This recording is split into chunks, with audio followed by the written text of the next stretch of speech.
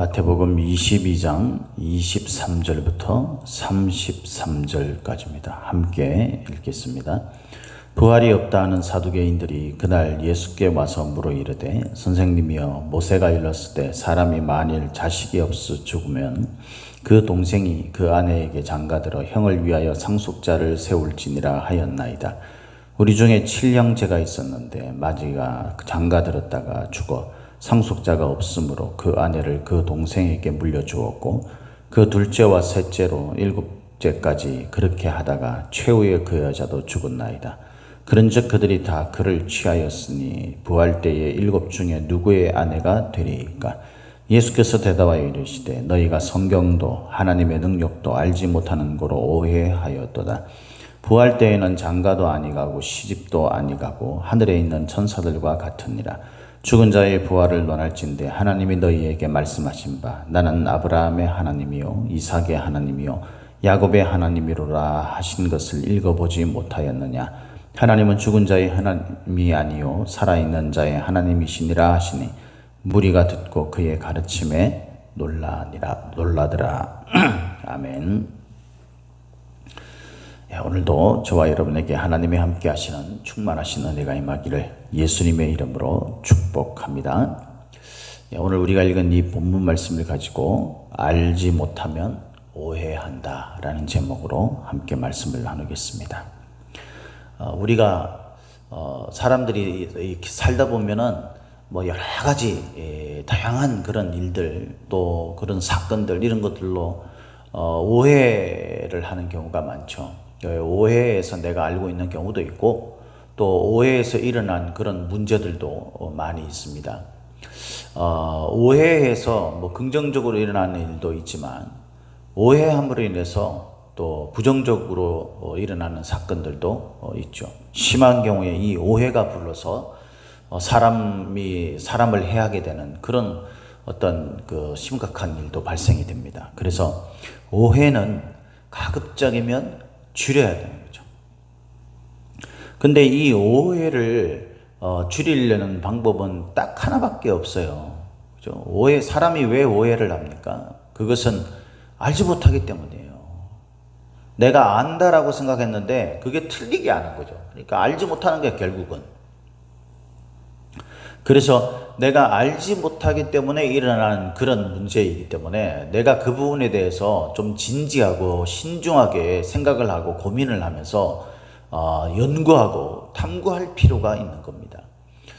제가 그 전도를 하거나 이럴 때 자주 했던 이야기 가운데 하나가 뭐냐면요, 좀 이렇게 흘려 듣지 말고 이 신앙에 대해서 복음에 대해서 이야기를 하면 이 이야기가 상당히 심각한 문제이기 때문에, 왜냐하면 사람이 죽고 사는 문제잖아요. 우리 신앙이라는 게 영원히 사느냐 영원히 심판을 받느냐 그 문제이기 때문에 이게 내가 그냥 듣기 싫다 이런 정도로 생각을 해가지고 그 부분에 대해서 내가 깊이 고민을 안 하고 거절을 했을 경우 일어나는 심각한 문제가 있는 거예요. 그래서 좀 더 진지하고 깊게 이 문제를 고민하고 그렇게 알아볼 필요가 있다.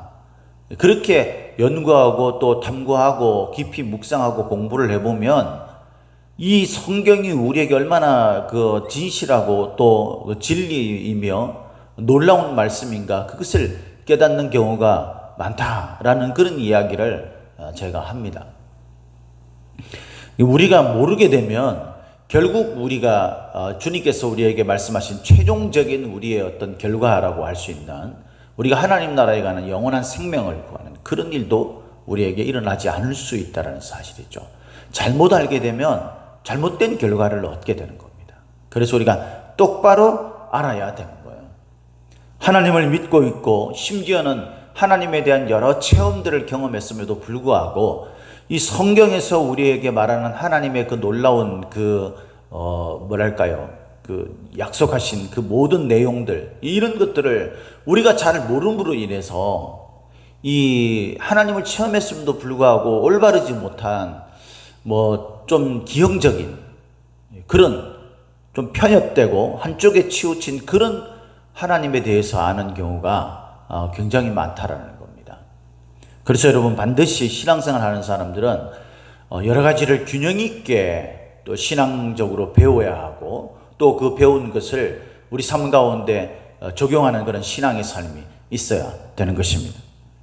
특히 이 신앙생활 하면서 막 신비로운 체험이나 이런 것들에 집중되는 사람들이 많이 있어요. 그러니까 그래야지 우리에게 뭔가 그 힘을 주잖아요. 막 그 신비로운 체험을 하고 막 그러면 몸이 막 떨리고 진동이 일어나고 막 방언을 하고 막 환상을 보고 뭐 이런 것들을 하면 막 진짜 뭐 있는 것 같다 이런 생각이 들지 않습니까? 그렇기 때문에 그것에 이 집중하는 사람들이 있습니다. 그러니까 그런 걸 체험하면 내가 이제 신앙의 마지막 단계에 도달한 것처럼 그렇게 느끼는 사람들이 있어요. 근데 그건 굉장히 위험한 생각이죠. 신앙은 도달하는 것이 없어요. 하나님은 우리에게 끊임없이 알려주시고 우리가 그 하나님을 끊임없이 알아가는 것입니다.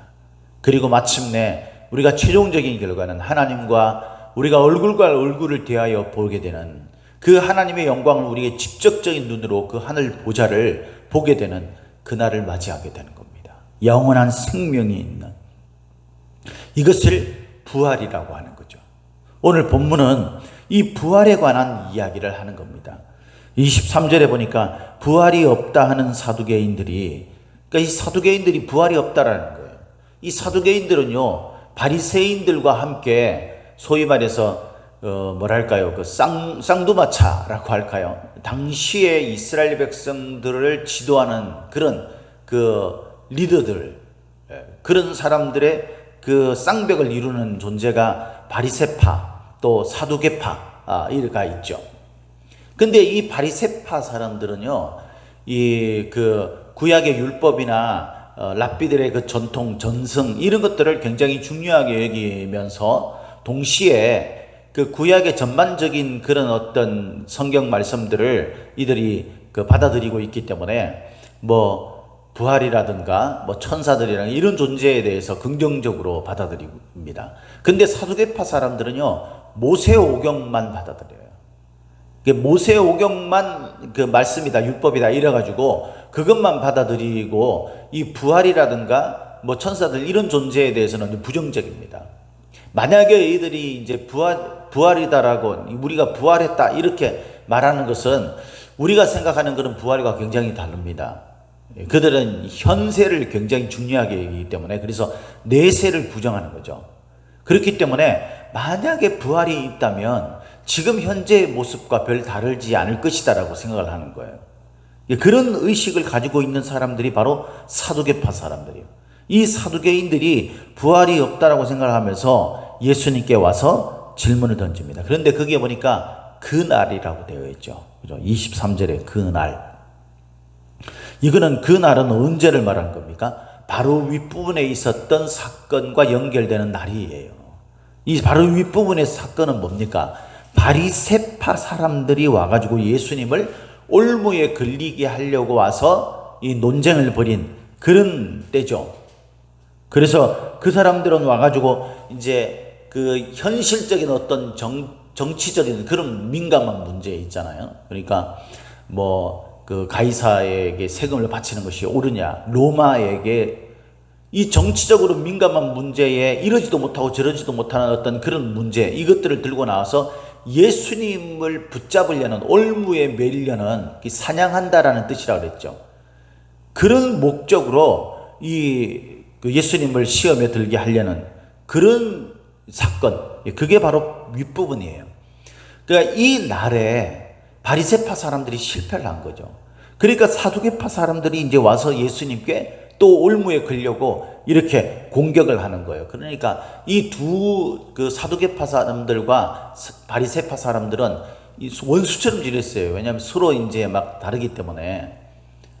그러니까 이 사두개파 사람들, 이 사람들은 이제 헤롯 정치 또 로마 정치에 대해서 협조적인 사람들이거든요. 그러니까 이 서로 막 그 못 잡아먹어서 으르렁거리는 이 사람들이 예수님을 올무에 묶으려는 그런 그 함정을 팔려는 이런 일에는요 합심하여서 지금 덤벼들고 있다는 거죠. 그런데 저는 이 말씀을 읽으면서 사실 이 오늘 본문 말씀의 주제와는 조금 약간 다른 문제인데 예수님에 대해서 정말 감탄을 할 수밖에 없었어요. 예수님이 그 바리새파 사람들이 정치적으로 민감한 문제를 가지고 들고 나와서 말씀을 해도 예수님은 그때 너무나 놀랍고 사람들이 상상할 수 없는 어떤 지혜로운 말씀, 이 말씀을 누가 할 수 있겠어요? 가이사의 것은 가이사에게, 하나님의 것은 하나님께 바치라. 그러면서 동전의 모양 형상을 보여주면서 바리새파 사람들이 우상을, 이 형상을 새기지 말라는 그 계명의 가장 중요한 부분들을 어겼던 그들의 그 위선적이고 그 예수님을 올무에 매려는 그 본성을 드러냈던 그 하나님의 놀라운 그 말씀, 이 말씀과, 그래서 22절에 그들이 이 말씀을 듣고 놀랍게 여겨 그랬잖아요. 근데 오늘 본문은요, 이 신학적으로 민감한 문제죠. 신학적으로 부활이 있다 없다, 이걸 바리새파, 당시에 가장 그 세력이 이 중요했던 그 파당 가운데서 두 파당이었던 바리새파와 사두개파, 이 둘이 주장하는 부활이 있느냐 없느냐, 이 신학적으로 민감한 이 문제를 들고 나와가지고 예수님을 똑같은 목적으로 올무에 매려고 그렇게 한 거예요. 그때 예수님께서 너무도 또 이 지혜롭고 그런 말씀으로 이 말씀을 하면서 이 사두개파 사람들의 그 잘못되어 있는 그런 문제를 들춰내지 않습니까? 그것이 뭐냐면 알지 못하는 거로 오해했다라는 거예요. 너희들이 말씀은 똑바로 아냐? 그 말이죠. 알기는 알고 지금 이런 소리를 하냐? 그랬더니 33절에 무리가 듣고 그의 가르치심에 놀라더라 그랬어요. 그 예수님이 정말 얼마나 대단한 분입니까? 우리가 이런 예수님을 믿고 있는 거예요. 뭐 인간적인 그 예수님으로 봤어도 너무나 놀랍고, 이렇게 하실 수 있는 이 지혜로우신 예수님의 그 어떤 놀라운 이 모습은 하나님이시기 때문에 가능한 거죠. 어쨌든 이 예수님을 향해서 지금 똑같은 모습으로 사두개파 사람들이 공격해 오는 겁니다. 그것은 바로 부활 논쟁이죠. 부활 논쟁. 그러면서 이렇게 질문을 던집니다. 모세가 일렀으되 24절에, 이건 이제 이스라엘 백성들로서는 아브라함과 모세, 다윗, 뭐 엘리야, 이런 사람들을 이 소위 말해가지고 그 자신들의 조상 중에서 믿음의 위대한 인물들로 꼽는 대표적인 그 존재들이거든요. 그러니까 이들을 건드리면요 난리 나는 거예요. 뭐 우리들도 그렇잖아요. 우리나라도 뭐 세종대왕, 뭐 이순신, 뭐 이런 사람들을 건드리면은 난리 나지 않습니까? 그러니까 이런 사람이에요. 그 모세가. 그 모세를 딱 들어서, 모세가 율법을 제정했던 하나님의 그 계시에 의해서 율법을 만들어서 그걸 사람들에게 알려줬던 그런 존재이기 때문에 이 율법의 문제를 가지고 이야기를 할 때에 이 잘못하면 이거 큰일 나는 문제입니다. 그렇게 이 사람들이 이 교활하게 걸고 오는 거죠. 그 이제 논쟁의 주제가 뭐냐면은, 부활이 만약에 있다 그러면은 이 형사치수라고 그러죠. 형사치수. 소위 말해서 이제 계대법이라고 하는데, 이 그 후손을 잇는 게 이 당시에는 굉장히 중요한 문제였잖아요. 인구가 적고, 그래서 가문의 그 생명을 연장시켜서 계속 대를 이어가는 것, 이것은 굉장히 중요한 문제이기 때문에 이렇게 형이 일찌감치 죽고 난 다음에 그 형수가 동생과 결혼을 합니다. 그래서 형의 자녀를 대를 잇게 하는 거죠. 이게 이제 형사치수, 그리고 계대법이라고 하는 그 법입니다. 이 법을 이제 들고 이야기를 하면서 이걸 부활과 이제 연결시키죠. 만약에 그런 일이 7 형제에게 일어났다면 천국에 이들이 다 가서 하나님 나라에서 부활이 있다 그러면 그때 가가지고 도대체 누구의 아내인가? 그렇지 않습니까, 여러분? 도대체 그럼 누구의 아내예요? 근데 이것과 조금 다른 문제지만, 이 사람들이 종종 저한테 그런 이야기를 물어요. 뭐 가족 중에서 누가 돌아가셨거나 뭐 아니면은 가족이 뭐 돌아가시기 전이라든가 이럴 때에 그 천국에 가가지고 뭐 그분을 보게 되면은 뭐 이렇게 알아보고 뭐 서로 이렇게 좋은 모습으로 서로 봐서 막 기뻐하고 좋아하고 이런 이야기를 묻습니다. 그러면은 이 말하기가 참 곤란하죠. 그러니까 사랑하는 가족이 돌아가셨을 때에 그 가족들이 천국에서 얼굴을 대하여 볼 때 서로 알아보면서 막 기뻐하고 뭐 그때 아버지 내가 이 세상에서 못다한 그런 효도도 막 하고 이런 형식으로 이 이야기를 저한테 물어보는 경우가 한 번씩 있었어요. 그럴 때 이 답변하기가 참 곤란하잖아요. 왜냐하면 그 사람이 지금 간절히 바라는 말은 그거 아닙니까? 내가 천국에 가서 내 사랑하는 부모님, 형제 자매들, 내 자식 만나가지고 막 함께 다시 가족의 애를 나누고 막 이런 그 생각을 하는데 제가 거기에 뭐라고 대답을 하느냐, 이거 참 곤란하더라고요. 근데 어떻게 합니까? 말씀이 우리에게 가르친 대로 말할 수밖에.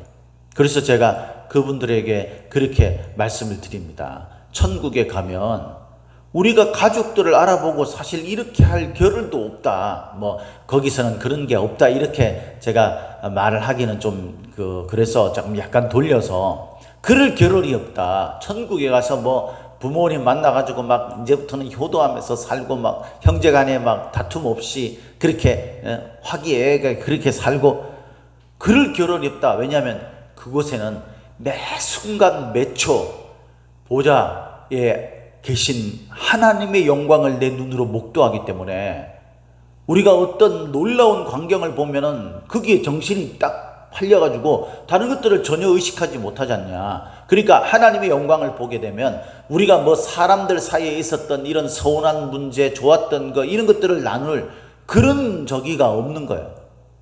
이렇게 이야기하면서 그곳에서는 사실 이 가족 간의 관계 이것들을 다시 회복하고 이런 것들이 중요한 문제가 아니다. 그런 것들은 일어나지 않는다. 이렇게 이야기를 합니다.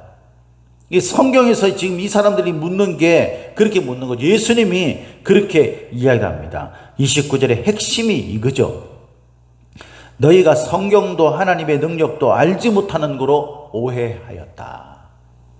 하나님의 능력, 성경에 대해서 가르치는 모세가 이야기했던 그 내용 그것도 너희들이 모른다. 그러면서 이제 두 가지를 들어서 이야기를 하죠. 첫 번째는 뭐냐면은 이 부활 때는 이제 뭐 시집도 가고 또 장가도 가고 뭐 이런 것들이 아니다. 부활 때 일어나는 그 일, 그것은 우리들의 모습이 이 세상에서 사는 모습, 이제 옷 입고 뭐 그래가지고 막 이런 모습이 아니라 천사와 같은 모습을 가진다.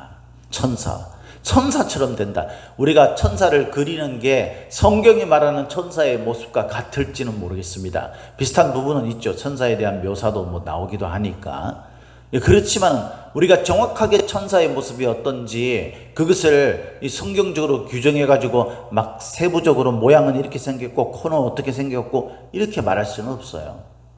그런데 분명한 건 뭐냐면요, 천사의 모습은 지금 현재 우리 육체를 가지고 뭐 주름이 있고 피부가 어떤 색이고 이런 것들과 좀 다르다는 거예요. 거기에는 광채가 있는 겁니다. 그것을 대표적으로 보여준 사건이 뭐냐면은 변화산상이죠. 변화산상.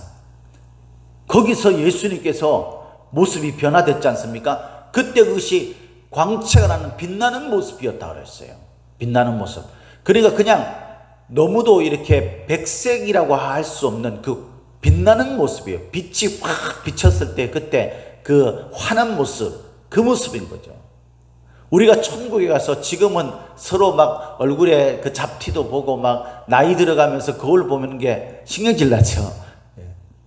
그런 모습을 우리가 가지지만 천국에는 그렇지 않다는 거예요. 부활했을 때는 그런 게 없는 거예요. 그냥 얼굴 자체가 빛나는 겁니다.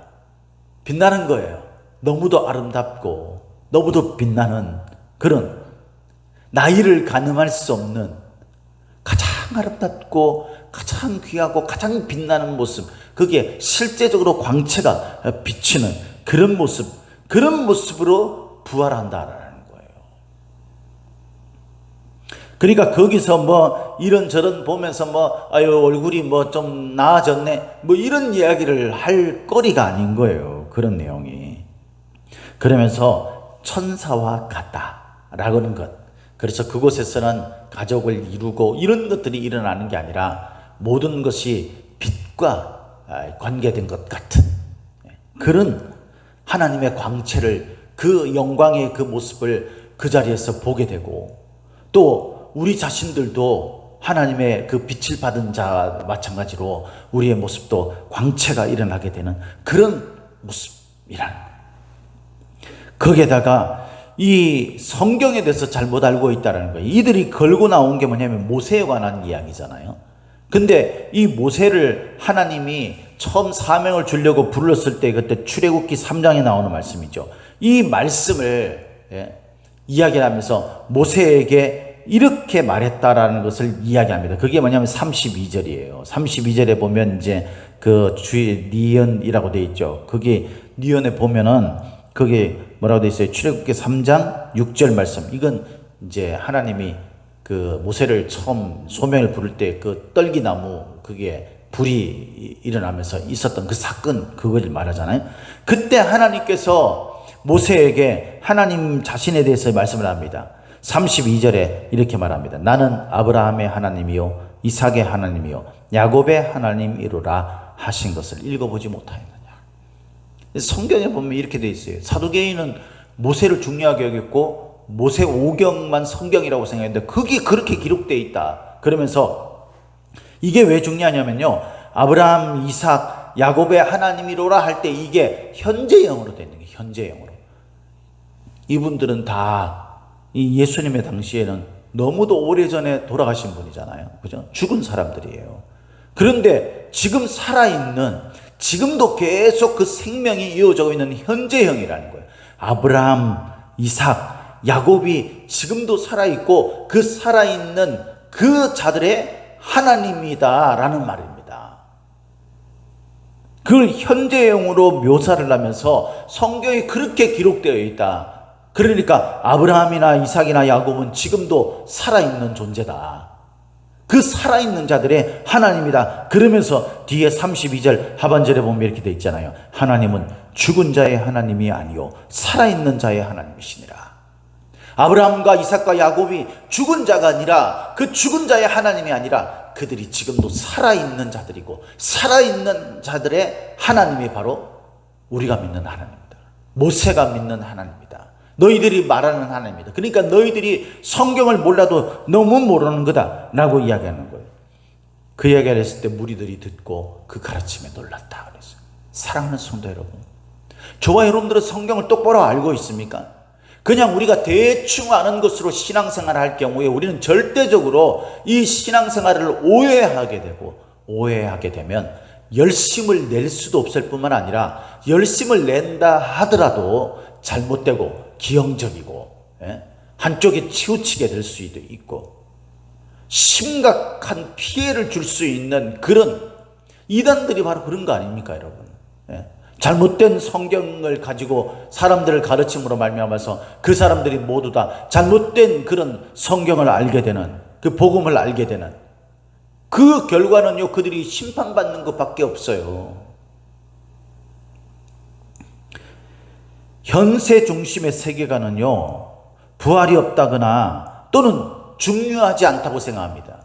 근데 오늘날의 수많은 그리스도인들이요, 현세 중심의 세계관, 그 가치를 가지고 살기 때문에 그렇게 이 성경에 대해서 잘못된 모습들을 이해하고 가지고 있기 때문에 이 부활이 얼마나 우리 그리스도인들, 이 기독교의 핵심적인 중요한 사상인지, 그 가르침인지 하나님의 그 말씀인지를 몰라요. 그러니까 자신들이 하나님 앞에 갔을 때 어떤 평가를 받게 되고 그로 말미암아 우리가 어떤 영원한 결말을 얻게 될지를 이 사람들은 생각을 안 하는 겁니다. 저와 여러분들이 그것을 생각하고 있습니까? 하나님의 말씀을 내가 올바르게 알려고 여러분 우리가 똑바로 정신 똑바로 차리고 이 말씀에 대해서 우리가 탐구하고 연구하면서 집중해서 묵상하고 있습니까? 그러면 여러분 이 땅의 그리스도인들의 삶이 달라질 겁니다. 저도 마찬가지였어요. 제가 예수님을 믿고 체험도 하고 심지어는 신학 공부를 했던 중에서도 이 성경에 대해서 하나님의 말씀에 대해서 잘못 알고 하찮게 생각하고 별 볼 일 없이 생각하고 이랬던 때가 있어요. 믿음이 약해지니까. 그러니까 현재가 중요하고 지금 현재 내 기분이 중요하고 내 즐거움이 중요한 겁니다. 그러므로 말미암아서 하나님 앞에 얼마나 심각한 범죄 가운데 빠졌는지도 몰라요. 여러분 말씀을 똑바로 하십시오. 정신을 똑바로 차리고 하나님에 대해서 똑바로 알고 하나님이 가르친 이 말씀을 똑바로 알아서 절대로 믿음에 대해 오해하는 일이 없기를, 그래서 바르게 하는 이 신앙의 삶을 삶으로 신앙의 실제적인 하나님의 놀라우신 능력의 역사가 일어나는 저와 여러분들이 되시기를 예수님의 이름으로 축복합니다. 축복합니다.